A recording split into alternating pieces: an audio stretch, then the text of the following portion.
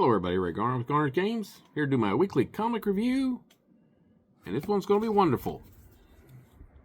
Trinity, the Daughter of Wonder Woman, number 1.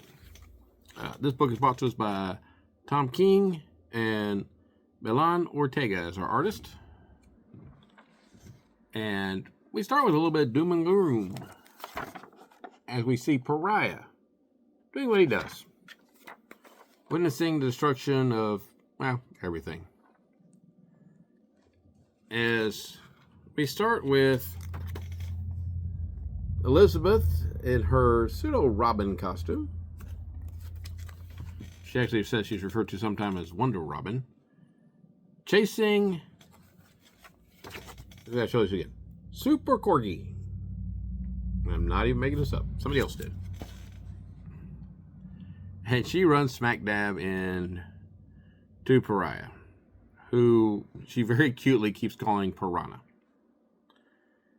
And since he's really sad, she sits down to tell him what she's doing while he's telling her what he's doing, which is witnessing the destruction of everything. And I want to point out to you that where she goes is Earth 3 during the crisis. So if you know much about DC history, you know this doesn't go well. So she sits down and starts telling Pariah how she got there. Or I'm going to probably start calling Piranha just because it's funny. And she's talking about her uncles, Damien and John, arguing over who would win. Can my father beat your father? And she gets very upset because she doesn't have a father, because her father had died. And when suddenly an older version of herself shows up and says, Elizabeth Martin Prince, you're the daughter of Wonder Woman. Try to act like it. And basically she's getting lectured by her older self as she proceeds to tell us about this. Power Ring is dying to the antimatter wall. So Wonder Girl has come up with these ideas. She's going to go back and help fix things for her younger self to make her not sad during this time. But realizes she didn't think this through, didn't have a real plan. So after the very much upset Wonder Robin,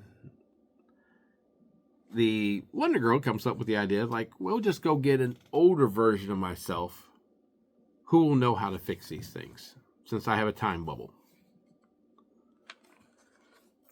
And we get a little cutaway scene to the mystical looms and the fates who control it. And they're even saying, sir, we're just to answer one loom, but we don't see who it is that they're referring to. So she goes forward to see herself as Trinity. And Trinity is really upset with her younger selves messing with the time stream because it can mess everything up. And they don't seem to understand that.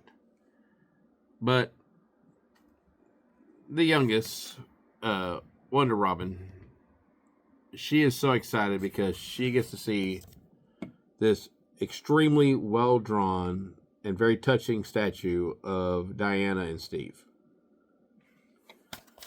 Now, for those of you who haven't already guessed, I am a big fan of Wonder Woman, a big fan of the Steve Trevor romance between the two of them. So I personally dislike, is the nicest way I can put it, any other hookups, if you will, for Wonder Woman. It's her and Steve Trevor and nobody else, as far as I'm concerned. And that's all that I'm concerned about. So they go back in time with the time bubble just to make sure everything's okay, that her younger selves haven't messed everything up. Well, and they find out that all the men have been turned into corgis, which just thrills the youngest one to no end, to have little puppies running around. And then we cut back to Super Corgi. And Ultraman is trying to grab a hold of him or get him to help him out of the antimatter wall. Which, upon hearing the word treat, the Super Corgi turns and takes off to go get the treat. And while the two older Wonder Girls and Trinity are arguing, Wonder Robin notices that the puppies are all going into the little glowy time bubble. And when they do, it gets activated and they're all gone. Then we have a great page panel of each one of them in turn trying to come up with what they consider a good plan. I like the last one where the youngest is making a plan and the two older ones are both on their cell phone.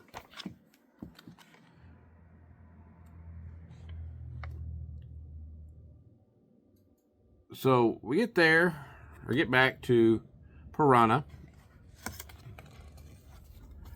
And she's continuing to tell him all about their plan to each of them separate and go get two of the missing hero dogs themselves. And they weren't worried about her because she's the youngest of them and the other ones wouldn't exist without her, so she should be in no danger.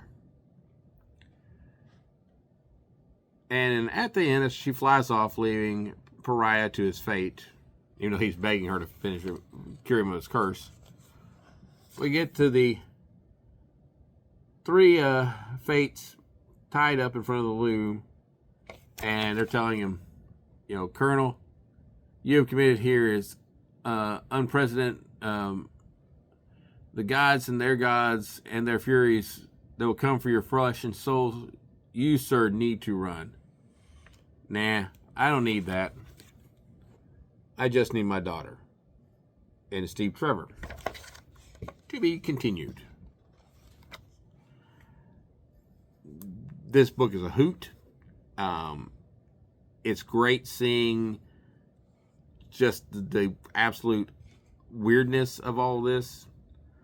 And I really do like the three different personalities of the three different ages of Trinity in this. So if you're looking for a good, fun book to read that references a lot of different history and maybe even leads to the return of Steve Trevor after his death and the birth of Trinity, I would highly recommend this book. It's going to be great, a lot of fun, and I think everybody's going to enjoy it. So I think you should check it out. I'll see you next week.